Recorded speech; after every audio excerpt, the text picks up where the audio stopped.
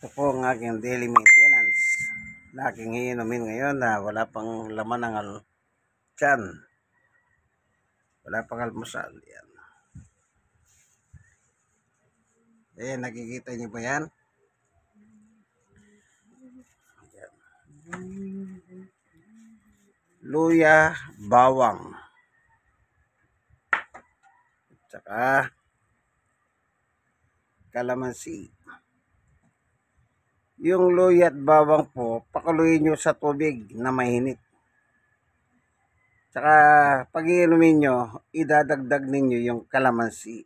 Huwag nyo pakukuluin yung kalamansi. Yan, ito na po yung nasa mug. Kung kaya na po yung init ng inyong bibig, tsaka nyo po inumin. Kung kaya nang inumin. Kung hindi pa, palamigin ng kaunti. No? Siguro, subukin na natin.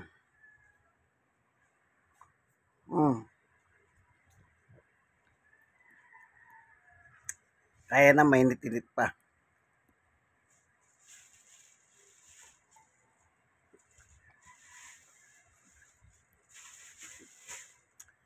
Siyempre, pinagkakatiwala ko sa Diyos yan.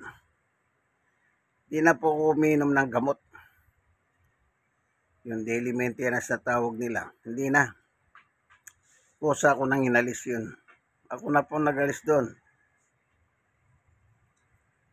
No? At ito po ang pinalit ko.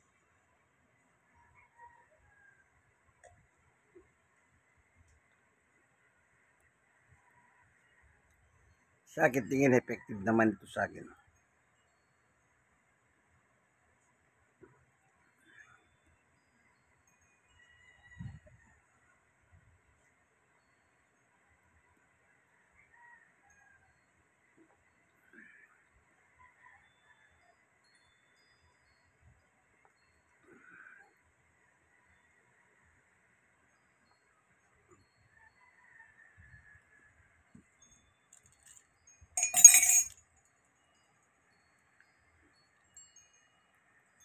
Yung buto ng kalamansi yun.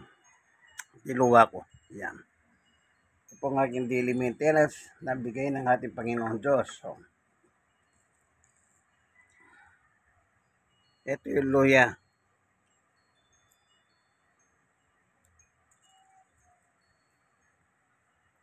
Ito yung bawang. Bahala po kayo kung ilang bawang ilalagay ninyo. Ganon din sa luya. Ang mahalaga, yung gusto nyo. Yan.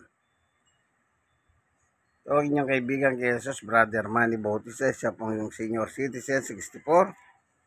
Stroke nose, 6 years na ngayon. At person with disability, 6 years na ngayon. Ito po ang aking pinalit sa aking mga daily maintenance na gamot na nireseta ng doktor. So, sige, hanggang dito na lamang po inyong kaibigan kay Jesus. Sana meron po kayong natutunan. God bless us all. Thank you for watching. Bye-bye.